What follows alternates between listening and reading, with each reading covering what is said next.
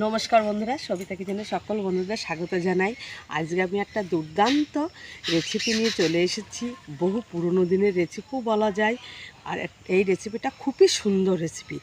ফুটান্ত খেজুরের গুড়ের ভেতরে মুড়ি দিয়ে একটি মজার রেসিপি করে আপনাদের দেখাবো।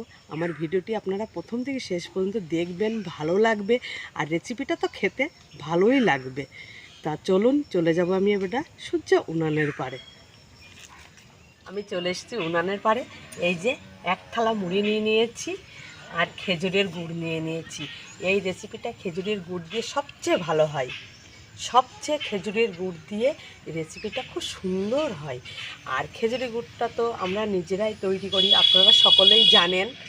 তা এই নিয়ে নিয়েছি, উনানে কড়া বসিয়ে দিয়েছি। উনানটা এখন ধরিয়ে দেবো। কড়াটা গরম হয়ে গেছে, কড়াইতে দিয়ে দেবো এবারে খেজুরের গুড়।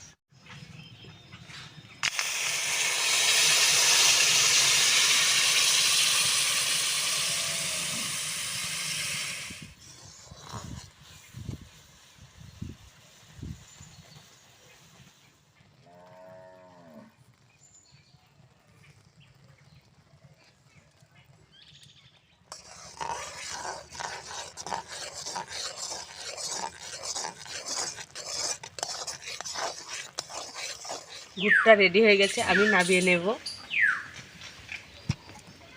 দেখুন কেমন ফুটছে, দেখেছি। গরম অবস্থায় মুড়ি দেব, একটু ফেনাটা এইভাবে ঘুটিয়ে নেব।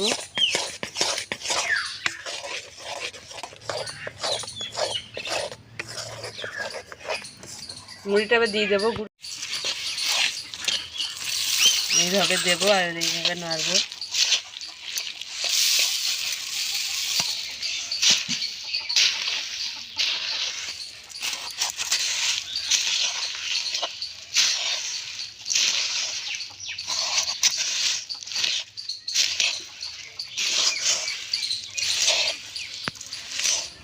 আমি হাত দিয়ে এইভাবে এই যে পাকিয়ে নেব এটা।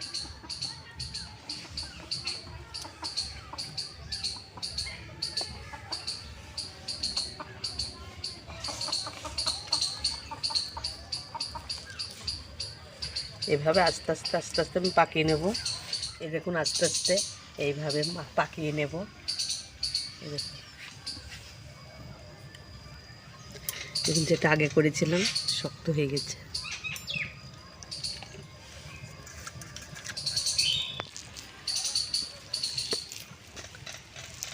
দেখুন, আর এই মোয়াগুলো কিন্তু একটু গরম অবস্থায় করতে হবে,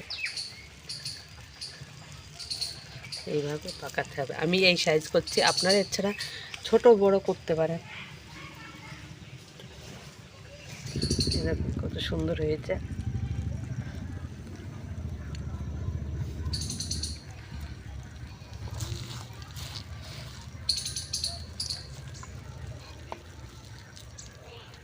আমি একইভাবে সমস্ত মোয়াগুলো পাকিয়ে নেব।